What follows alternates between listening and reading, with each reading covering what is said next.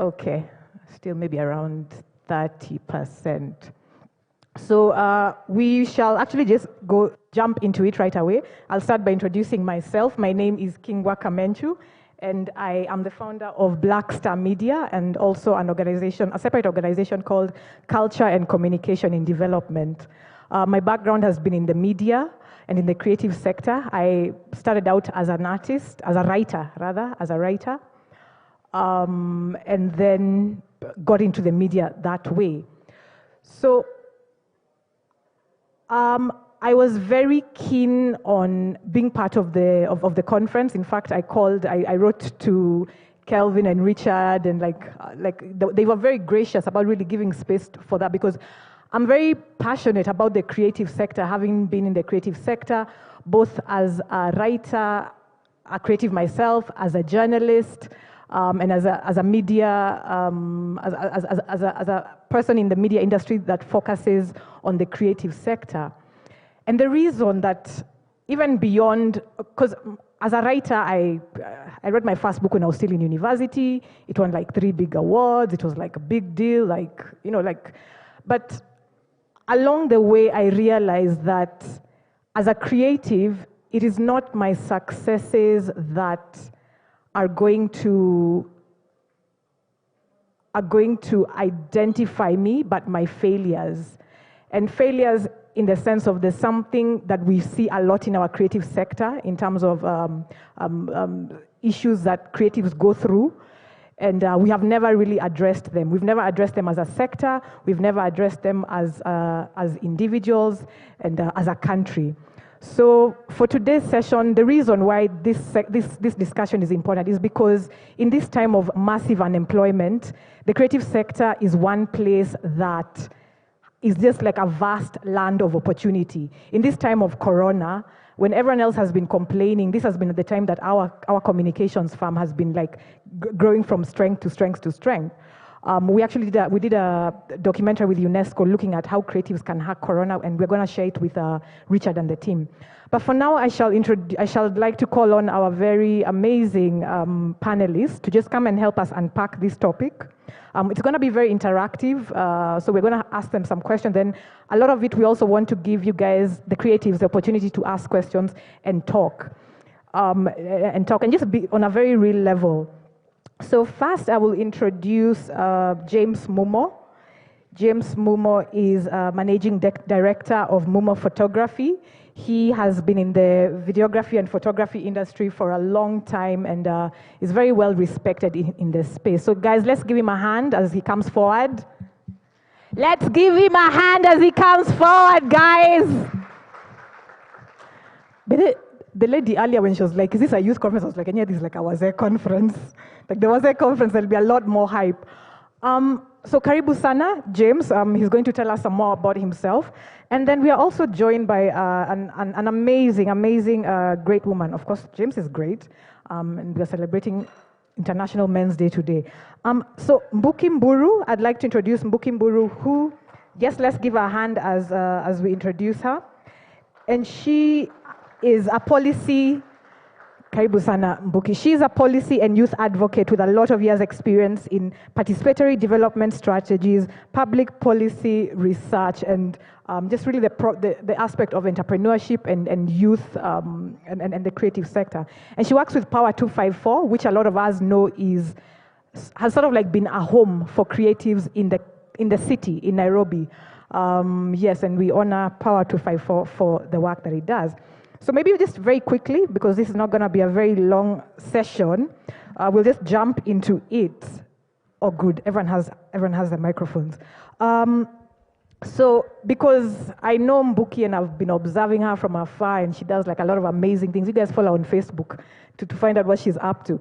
But I'll just start with James Mumo, who I'm very happy and honored to meet for the first time. So maybe James, you could tell us something about yourself as a videographer and your journey as a videographer and how it's been, especially on the financial aspect of things, and how you managed to get to a place where you are surviving as a videographer. Because there's a time as a photographer, photographers were people who stood outside KICC. I don't know if you guys know that, but these days, photography is something that is taking people to the heights. Karibu Sana. Thank you very much. My name is James Mumo. I am officially still a young person. I'm 33. I own a photography and video company known as Mumo Photography, which actually started while I was working at the bank. So that was my side hustle. So as I meet customers during the week, during weekends when I'm not in the office, I'd actually be doing events. Then I left banking before Corona started. I left banking last year to fully focus on this. And at the same time, I also am a content creator on YouTube. The channel is called Mumo. 18,000 subscribers, 3 years now. And what I mainly do on the channel is just talking about business, because it's something that I'm passionate about. Teaching people about business ideas. You can start with 1,000 shillings, with 10,000, with 100,000. Things like I was already seeing when I was talking to people in the microfinance kind of sector, now talking to people all around the globe.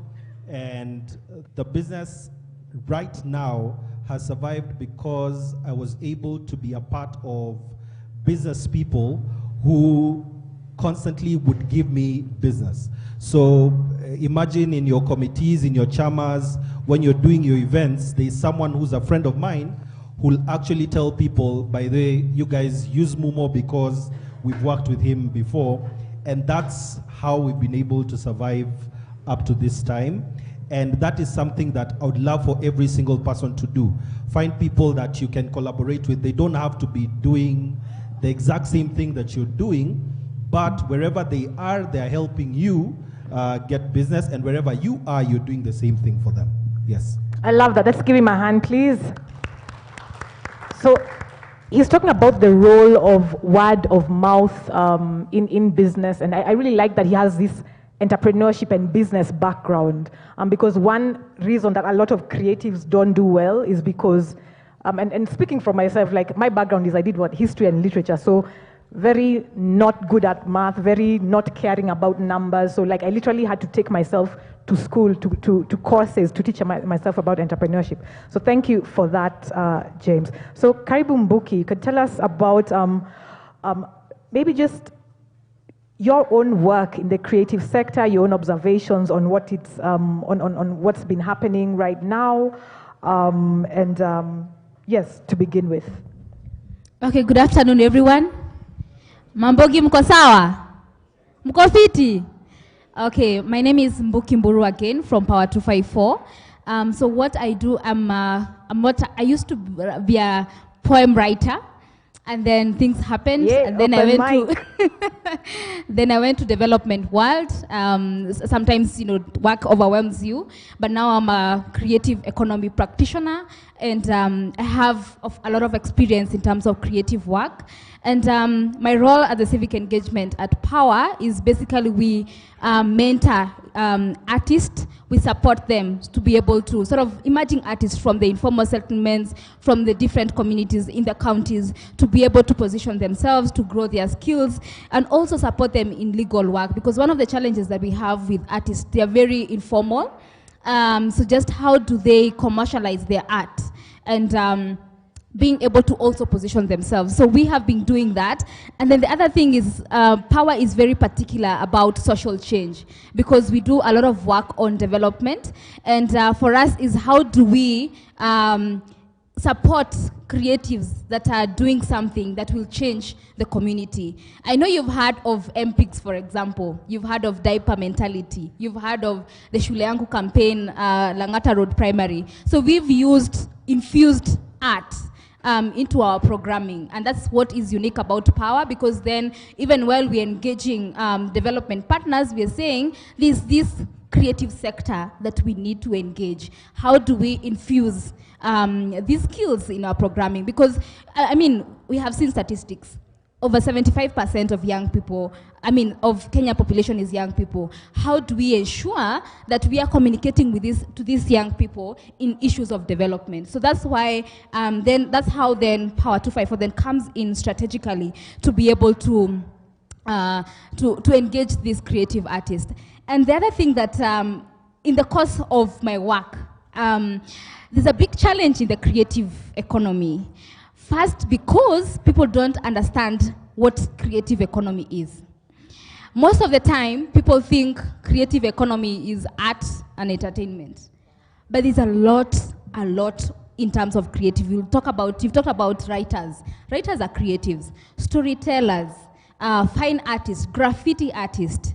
And then you go to culture, you see people doing the molding, the baskets and everything. Talk about the heritage. All those things are in the creative economy. So for me, it's just how do we, even these policymakers do not understand the creative sector by itself, and I think that's a problem. It's very systemic, and sometimes when you engage these policymakers, you find that if they do not understand, they will not prioritize. And it's very unfortunate sometimes, for example, in our own government, you find that the Ministry of Sports, Arts and Heritage, Ministry of Sports, Culture and Heritage. So in between there's art, and you find that even when they have resources, culture or art is very minimum. So I think for us is how do we continuously engage the policymakers and also create awareness in the communities, because for the longest time, young people have not been venturing into the creative sector. How do we support these young people who want to do music, who want to do dance? And also seeing, as a government, how do we create indicators to be able to see, kama saima DJ hawayuko job. Do you know how much the DJs contribute to the economy? That person who owns a bar might not make as many sales as they would make when the DJ is there. So how do we create a system in which we can be able to track or even have development indexes in the terms of the creative economy to be able to tap in the arts, the creative sector? Back to you. Wow, that was outstanding. Let's give a hand. I'd just like to ask the artists that are in the room, if you could just quickly shout out the type of art that you practice. Just shout it out. Public speaking. What else? Who else do we have? Writing, wonderful. Who else? What else do we have? Singing. Beadwork, wonderful. Preaching, amen. Preaching. But spirituality is art, but they're very interconnected. Acting, amazing. Painting, cooking, yes, drawing, dancing, studio work, yes, production, communication, good one, content creation, design, poetry. Okay, so we'll come back to that and give you guys a chance to engage with the panels. But for now,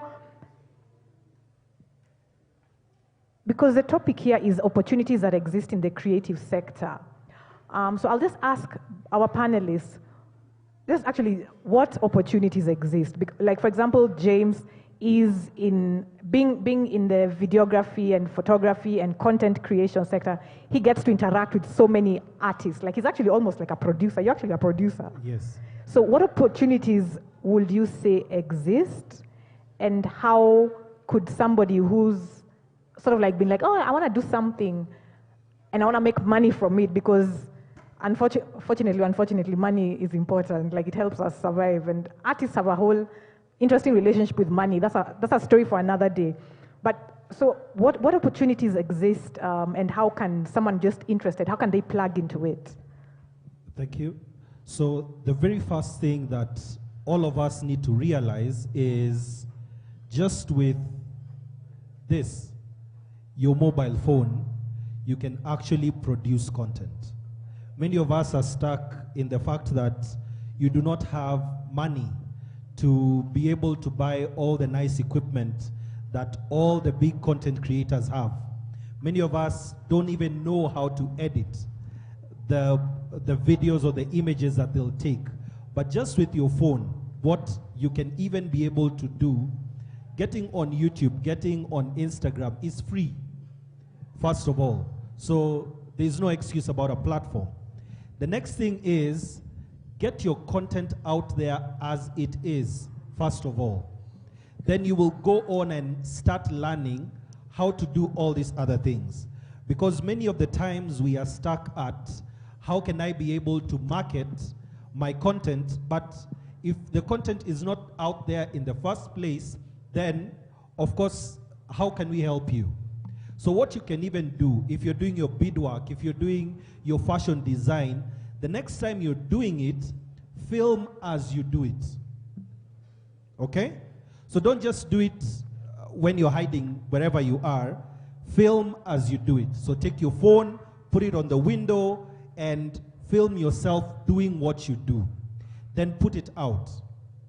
One thing that we don't understand, and one thing that we don't usually get, is we are focused first too much on the amount of money you can be able to make from a platform, instead of focusing on having the skills that qualify you to make that money.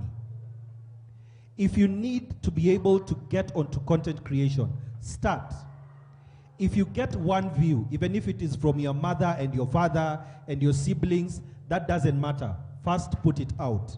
Because the realization that we need to get is that one view is one human being. That's something that we don't talk about too much. Because you watch all your favorite content creators getting 100,000, getting 1 million views, and we want that now, not understanding where they have come from. At the point where I am, I have done 150 videos so far, just on YouTube. 3 years. And if you have the discipline to be able to put out 50, 70, 100 videos, then we can have the conversation of how do you make money on these platforms. Because you don't have the qualification, because why would I pay you if you can't produce? A brand will come to you and they'll ask you, how many subscribers do you have? That's the first question that they'll ask. What kind of an audience do you have?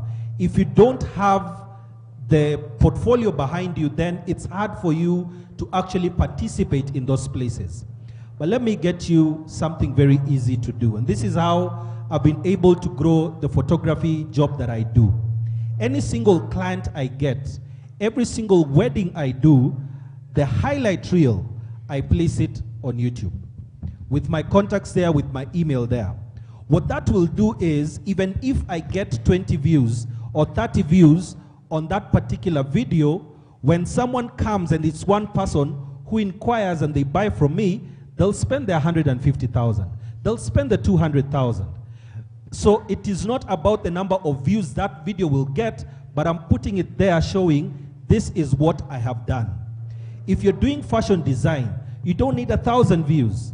You just need the right person to see your fashion, to see what you have actually done, and they'll pay you the 10,000, the 15,000, the 20,000. But it requires you first to produce the content that gives you the opportunity to be in front of people. And when you get that opportunity, then you do it again. If someone has done fashion design for the president, for instance, and they put it out and they say, official fashion designer for the president, how many orders do you think they will get?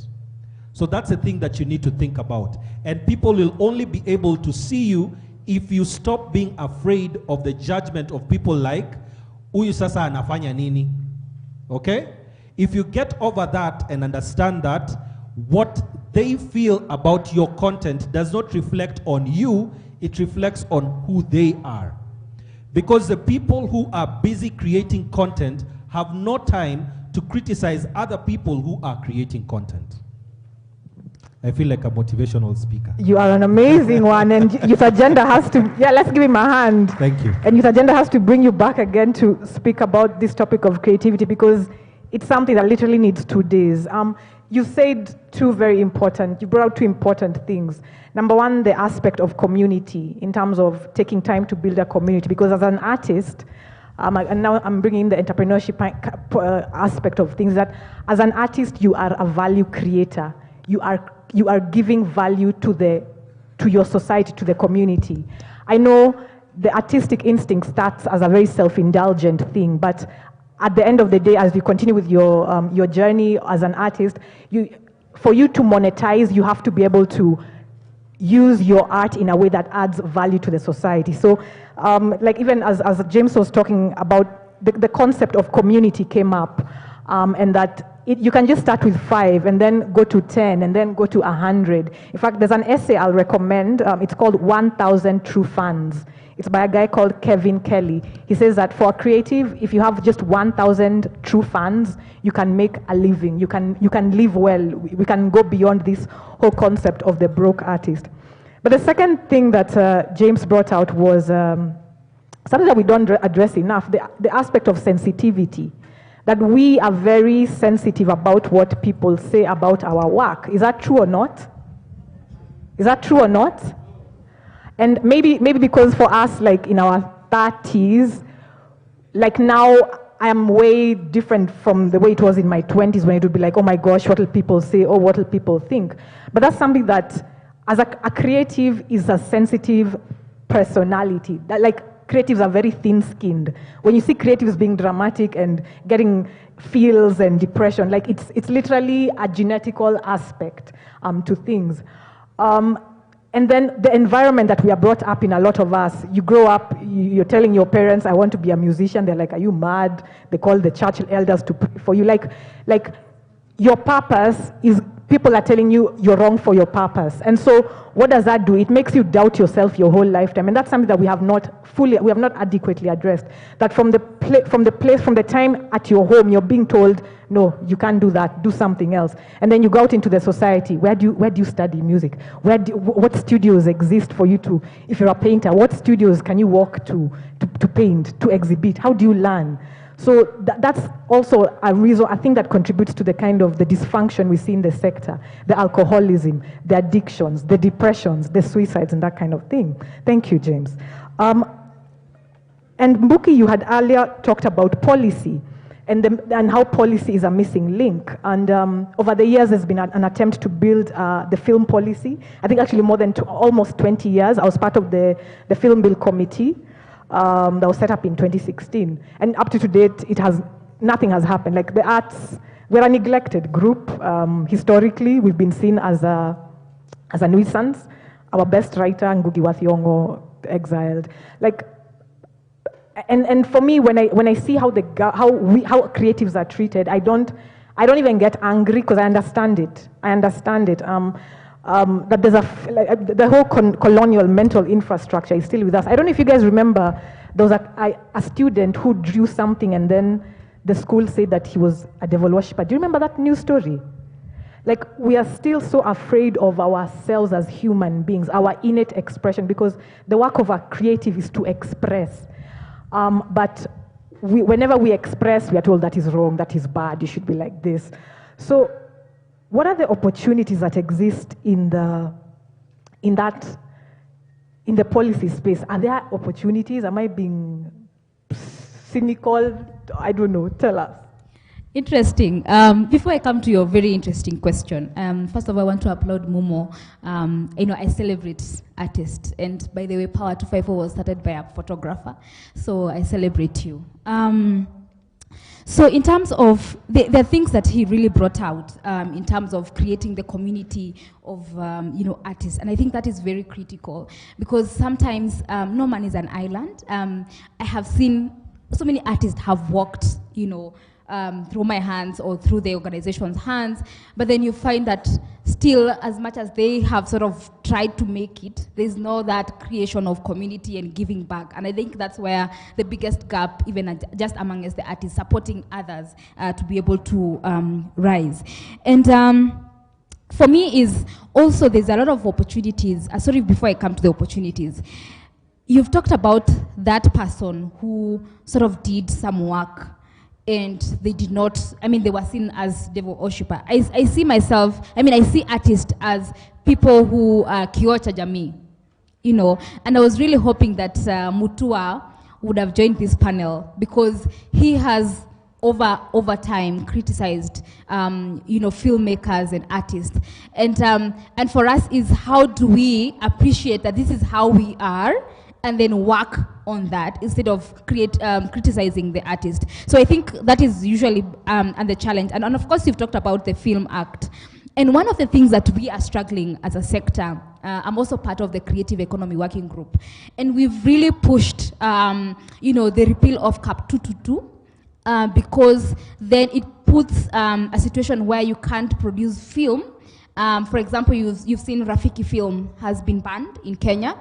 And the Constitution of Kenya, Article 33, has specifically mentioned things in which someone cannot produce, things like terrorism, violence and everything. But when you talk about Rafiki film, it's a reality of a society. So you cannot ban a film that is actually showcasing what our society is. So yes, there are definitely gaps within the policy. And the challenges have been there in terms of, you're talking about policy, film, and then also looking at, for example, the Art and Culture Bill. The Creative Economy Working Group supported the ministry to develop the Art and Culture Policy that is now in place. But then after the policy, then you need an enforcement situation. You need an enforcement policy or a bill to be able to enforce what is in the policy. So unfortunately, we did the bill. It was taken to the AG's office. And since 2017, it hasn't gone to Parliament.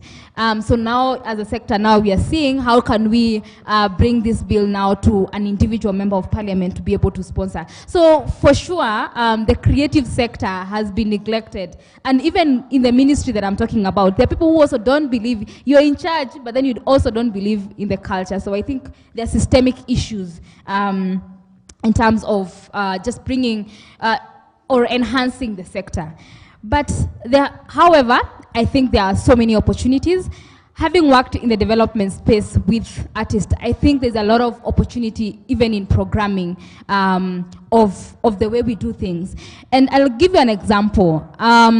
So most of the time, as a practitioner, I'm the one who reaches out to artists to tell them, wait, I have a program. I think we'll need graphic designer skills. Probably we have an event, a conference like this. We'll need maybe blogs out of it. There's so many opportunities, and you can even reach out to Youth Agenda and say, would you want a blog out of this? And maybe I would be willing. I'm a writer. I could come out with a very strong, article out of it. And that is not something that we oftenly receive as development practitioners. For example, we have sort of a power festival. For example, we need graffiti artists because sometimes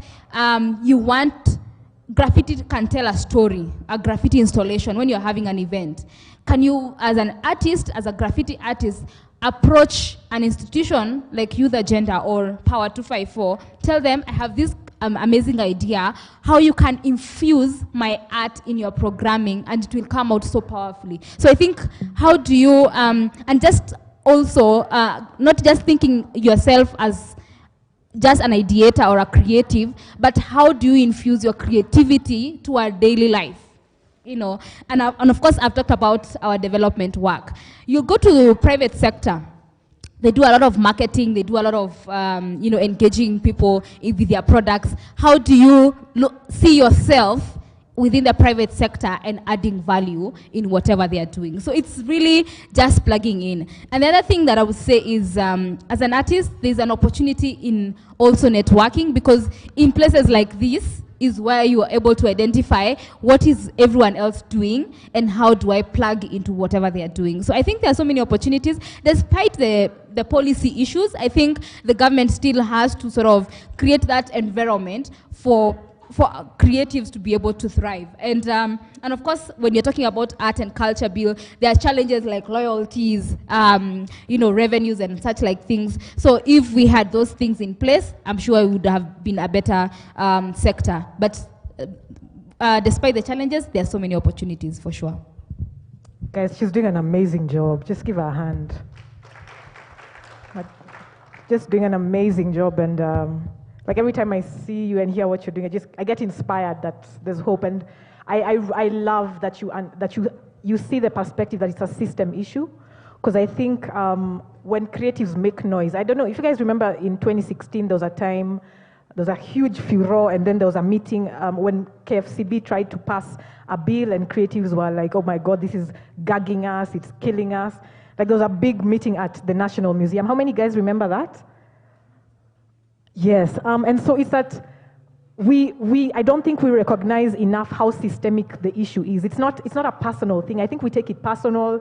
We take it, we see it very, like it's something, we see it a bit myopically, but it's actually a systemic thing, and it has to be dealt from a systemic intervention. So thank you so much for that, Mbuki.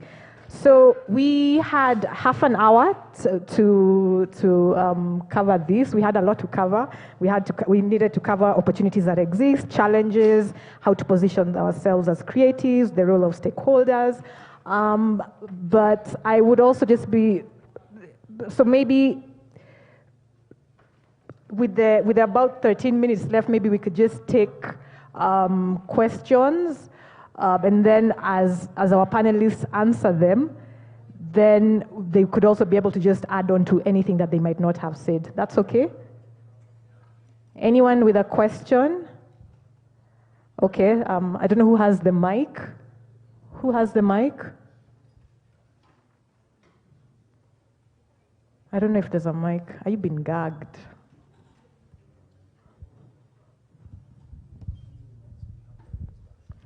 And as Mundi takes the mic to him, I just want to ask you guys to just write a couple of, write down these, I wrote down these names of organizations that you could check out and reach out to and connect and link with.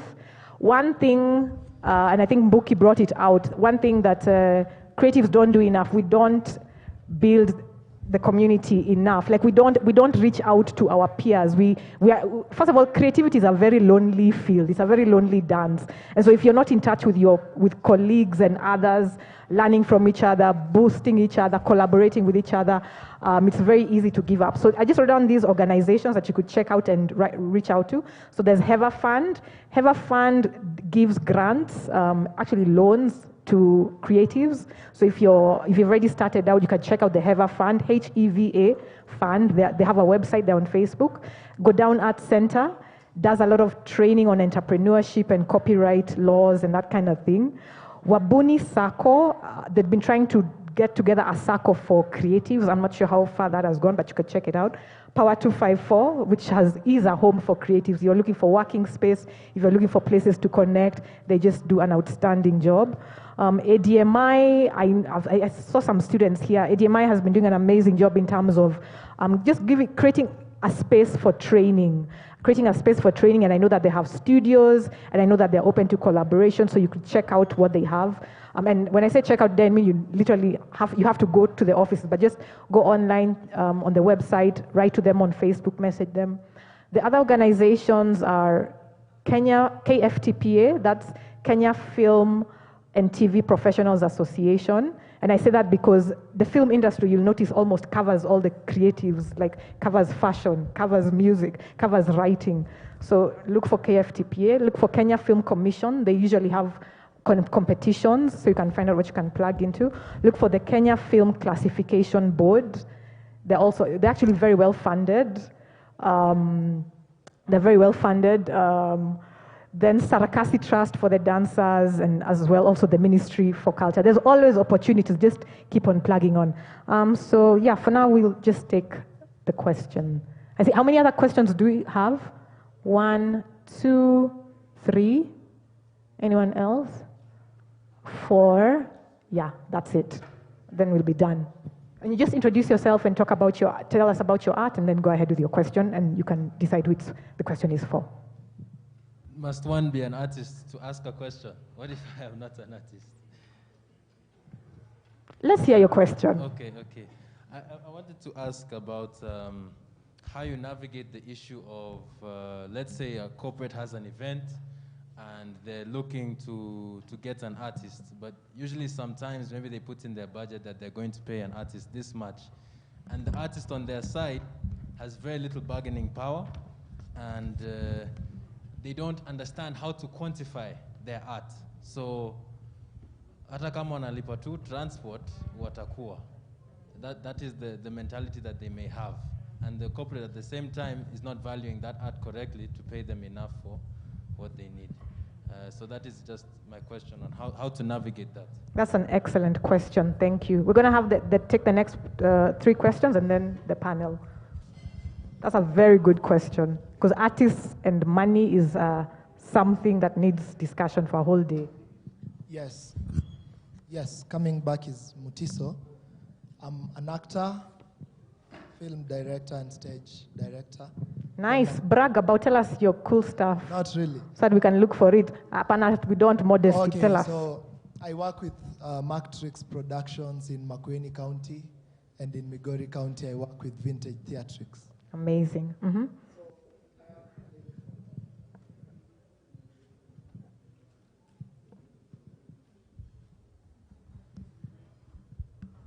I have like 3 questions, huh?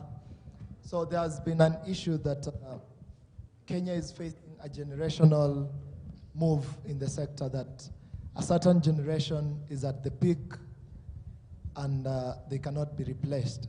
Like you look at the film industry right now, we have a certain generation that is just taking the airwaves and the airplay and airtime every now and then. And then we have been engaging in competition as film actors and directors.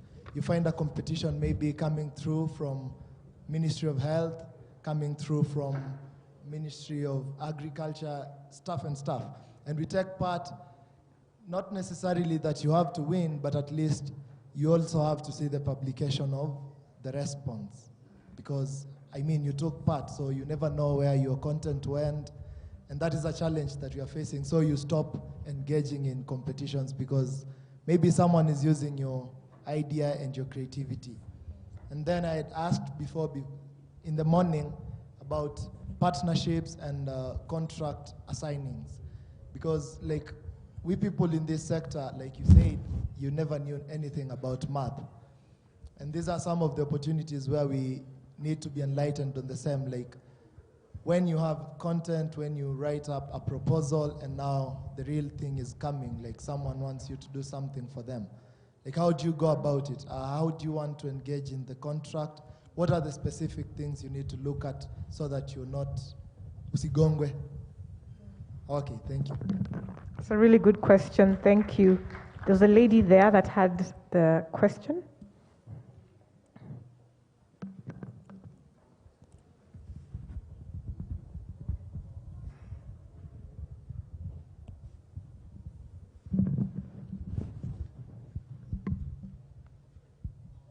No, the lady with the blonde bun.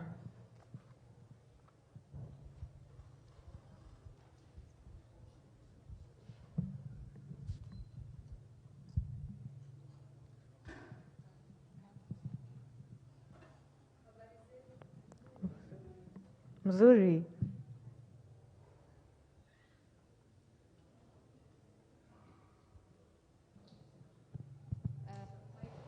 Go straight to James Mumo.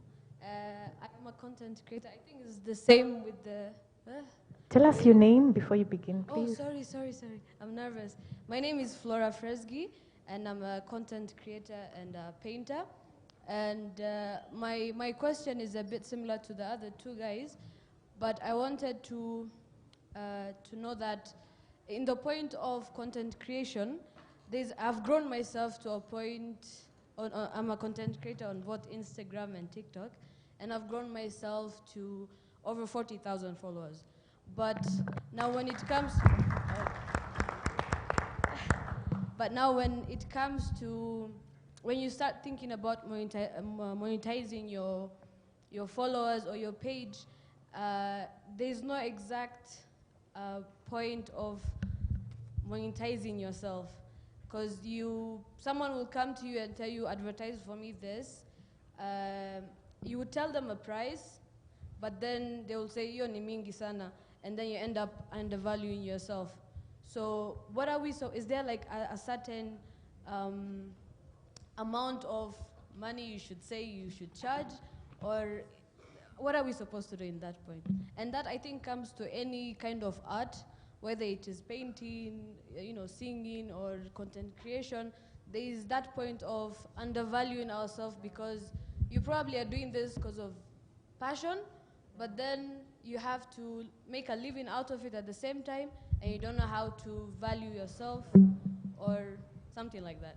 So how do you go about that? Thank you so much. Such a good question. There's one last person on this side. There's one last person. Were they up there or okay? Because you've held your hand well. And undervaluing ourselves as artists is something. I'll talk about it. Just go ahead. Yes, Karibu, ask your question. Hi guys, I'm called Kevin Kimani from Motoka Water. Okay, I wanted, just a question, is just connectivity. I was like asking. Sorry, I don't know how you can make yourself a bit clearer. Hello? Can everyone else hear? Oh. Can you hear? Okay, I wanted to ask you, okay, we want to open a radio station, a community radio station, and we're like asking, is there a way you can connect us with partners or guys who can connect us whereby we can get funding? We're doing fundraising on December 17 to create a radio station, community radio station, so as to help person with disability to bring out their creativity in radio stations. So I was asking if you know guys you can connect us with who deals with radio stations in terms of creativity. Thank you. And I didn't get your name. If you could kindly just tell us your name again, please. Kevin Kimani. Kevin Kimani. Yeah. All right. Thank you. All right. Thank you for these questions. Maybe now we can begin with Mbuki this time. Okay, so I'll go right to the first question in terms of artists having little bargaining power. And I think I will sort of compare it to the fact that there's a bit of challenge within the sector, having worked with so many emerging artists. Investing in yourself and also branding. And I think that also applies to the many questions that have come up. And just being able to come up with rate cards and also knowing your legal and intellectual rights. So what we do at Power, actually, we have master classes that we sort of give, or rather create that platform for artists to be able to understand. Because sometimes you have that passion, you find yourself, I mean, it's a talent, it's something that you are really passionate about, you find yourself in it, but you don't know how things go by within the sector. So, and sometimes also just going back to the issue of community. I have seen a situation where an artist has been invited to either perform or to do a certain piece, but then by the fact that there's that community within the sector, I will invite Kingwa to do something, and then I give her 50,000. She's like, no, it's 100,000. And then Mumo comes on board and is like, yeah, that's okay. I'm okay with 50,000. So already there's a lot of shortchanging also in the sector. And I mean, I don't know what we would do about that, but I have seen a situation where artists actually stand firm and say, this is what you need to reward us. And I understand sometimes when they're dealing with an individual and you have to pay your rent, and maybe that was the only gig that you had, yes, there's usually that challenge of just having that balance. But I think for me is if you have invested in yourself, in your branding, then people, when they are approaching you, they know this is actually the person I am approaching, and these are the reasons why I'm approaching them, and whatever amount they give me, unless we negotiate, this is what I am up to. So I think for me is also an artist investing in themselves so much. In terms of the question in regarding to legal and intellectual property rights, so some of the things that you need to look at is actually the most important thing in a contract is the intellectual property rights. Because, for example, if you're coming on board to what? Maybe create an album for a project. If, for example, at Power, I'll use that album to show that I'm actually doing a piece of work in a certain area, and then in the contract, I say, once you do this work, you can't use it somewhere else.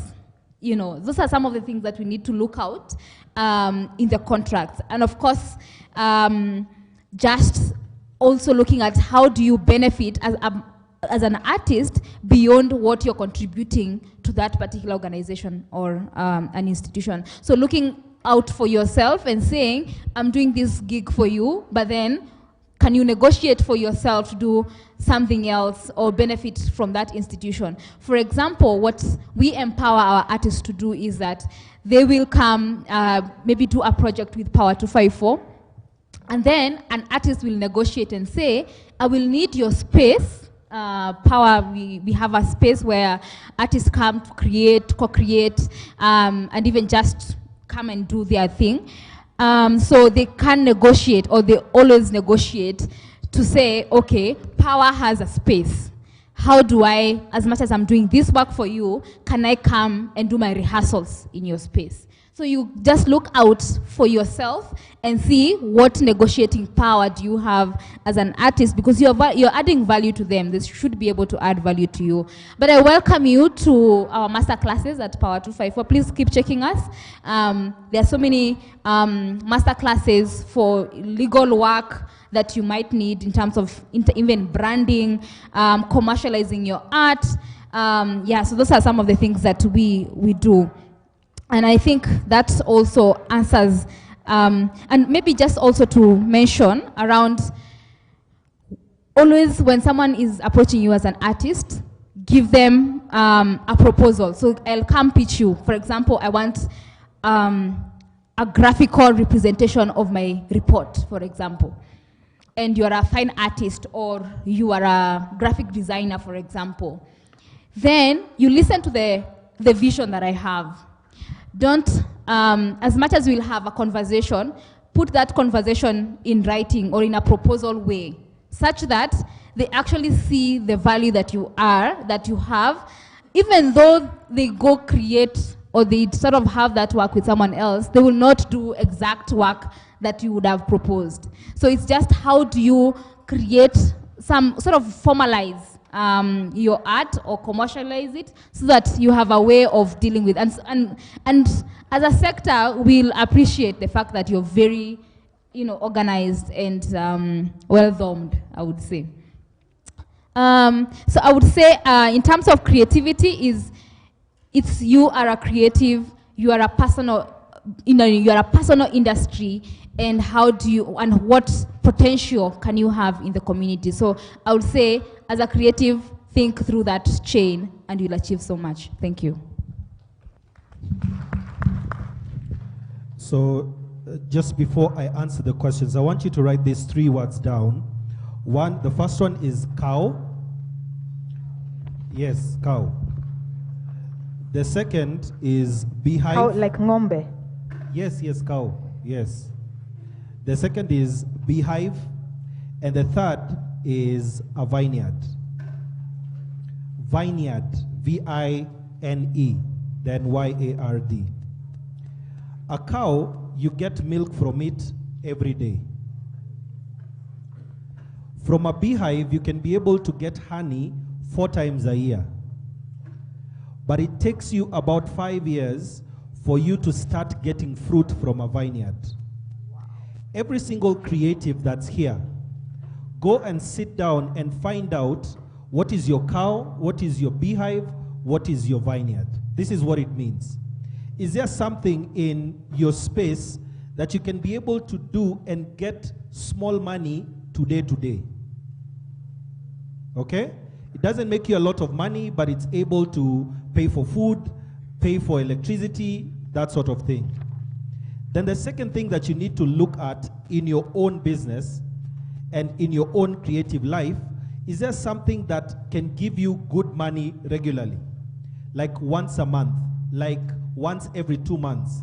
It's a bigger project, it is better money. But all this is geared towards what kind of an artist or what kind of a person do you want to be in 5 years' time? In 5 years, I'll have my own TV and radio station. I don't have it right now. I don't even have the money enough to start it right now. But every single project I do, I'm always setting money aside in order to be able to create that in future. So that one day I can sit and now finally launch that particular TV station because I've been building it. And once it's now operational, then now it will have its own life. So every single person needs to think like that. To answer the question that was by the first person on corporates and not being able to bargain, this is what many of us do. We usually throw an imaginary number. So you see, as an example, Safaricom comes to you and then they tell you, come and sing for us. How much will you charge us? So what you do is, this is Safaricom asking, so I should tell them a big amount because they're a big company. So I tell them 100,000, hoping that is what they'll pick. Someone else calls you and then you tell them 10,000. What have you actually done? If you get the 10,000 job, then you become known as the 10,000 Bob guy. 10,000 is a lot of money, yes, but the way you brand yourself has to come from a point of realization of who you are. And you need to understand your numbers well. How much expenses do you have in a whole month? Write that down. What are you going to spend on transport? What are you going to spend on rent? What are you going to spend on food, on clothing? If you have a family, how much are you going to spend on each of those things? Then, how many events do you need to do? How many jobs do you need to get in a month for you to be able to have catered for the kind of thing you want to do? So for instance, if I do a wedding and I charge 150K, I'll probably make 50 out of it. That may be able to cater for my monthly expenses, but I need 2 so that I'll still remain with profit that particular month. So you need to do that math so that when you come up with the rate card, like she says, when you actually tell them, I charge 100K, you know your expenses, you know your numbers, you're not just guessing, so that even if they say, I have someone who can give me for less, then it's okay. It's okay to say no as a creative. Because many times,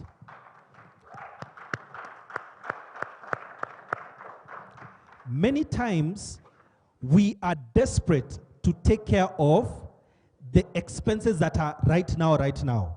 Your landlord is outside your door, so you need to take care of the bills at that particular time. That happens.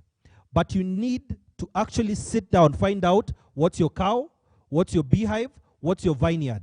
Because when you know that, then you know if I don't do something today, then I don't have money enough to sort out my monthly bills. Then on the person who was saying about you have enough followers on TikTok and on Instagram, this is what you need to understand. Every person who views your content has intent behind them. Many of us go to social media for entertainment.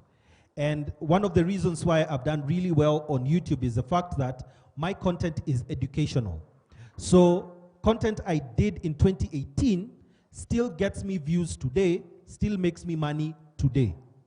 So that's something that you need to think about. Educational content is boring because people are not coming there to get entertained. But the good thing is, when that one person who is intended to watch that particular video, they'll watch all till the end. The way YouTube works is every time you see a video and it has an advert, that means that the person behind it is being paid something small. I'm saying something small because it is actually something small. Okay? So whatever money you can be able to get from that, that's what now you are able to build your brand with. And finally, the person who was talking about funding for your radio station, this is unsolicited advice that I'd give you. Start a podcast, meaning that you can sit down with the people that you're sitting with and you want to start a radio station, and you use your phone to voice record whatever it is, whatever story you want to record. Then go on a site that is known as Anchor. It's a free site. You can be able to put your recording there, and officially you have your own radio station. The money will come.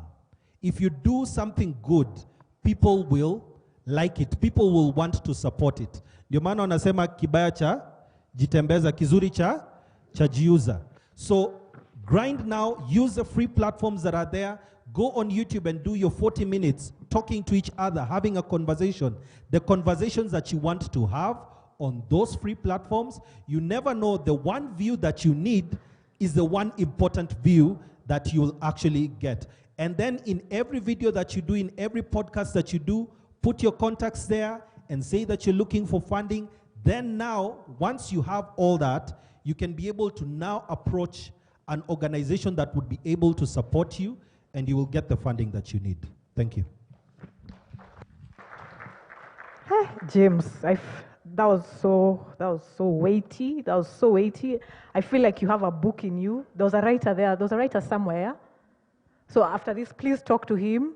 And you see, that's already an income generation. That's employment already created. Because I mean, wow, that was so powerful. I like you're very grounded, which is something not commonly seen among creatives. You understand so many aspects. I mean, issues of branding, issues of numbers, planning, goal setting, choosing your client. It's something that a lot of us don't know. We think that just take me, but we don't say we have to choose, because there are some people who will run away with your money. They'll pay you 3 years later. And then also start somewhere. What he told to Kevin about starting with a podcast. And just also to tie onto that, Kevin, just is to start with, anchor yourself with an existing organization, because they already have partners, and they can be able to host you. So they can probably give you working space. They can give you access to partnerships. So like, for example, maybe, I don't know if there's an parastatal that works with disability rights, or a civil society organization.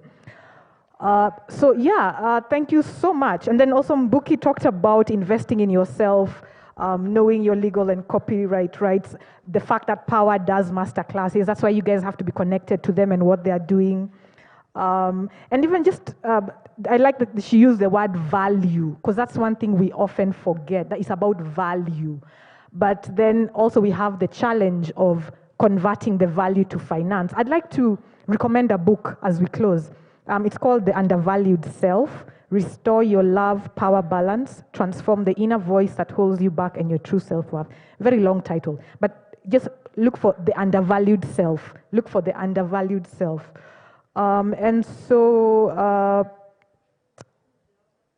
The author, who's the author? There's a lady, she's called Dr. Elaine.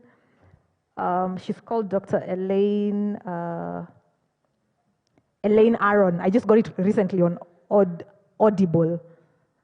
Yeah, like if you register for Audible, they give you a free book at the beginning. Yeah, so audible.com, so check it out.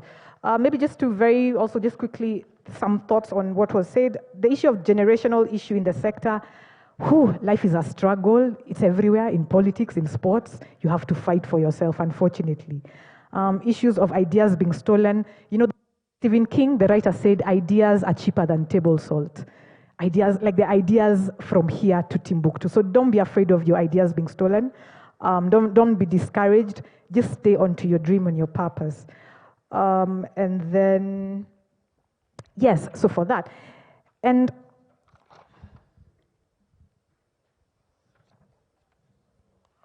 yeah, so this was just a beginning. We've kept it to an hour. It was supposed to be half an hour, but I think we've tried, because initially it was supposed to be an hour. Our panelists have been just amazing and outstanding, and I feel I have learned so much. This is just a beginning. So much more needs to happen. Like, we actually need a whole week of creative economy, where there's master classes, where there's like people coming and learning from each other, where we have all stakeholders, because Mbuki had talked about stakeholders. But for now, just to appreciate our panelists, let's appreciate our panelists. And let's appreciate the Youth Agenda for just giving this space to this discussion. Yes, so my name is Kingwa Kamencu. We try to do more on Black Star Media Kenya. We're on Facebook. You can follow up on Black Star Media Kenya. You'll see a lot of our work deals with politics, human rights, arts, and culture. So just plug in to figure out what we are doing so that you can be in touch. And let's keep talking. All right, have a great afternoon, guys.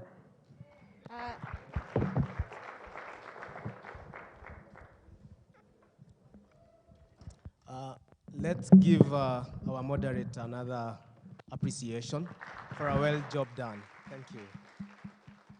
So without much ado, we are going for lunch, and we're gonna go this way, then down.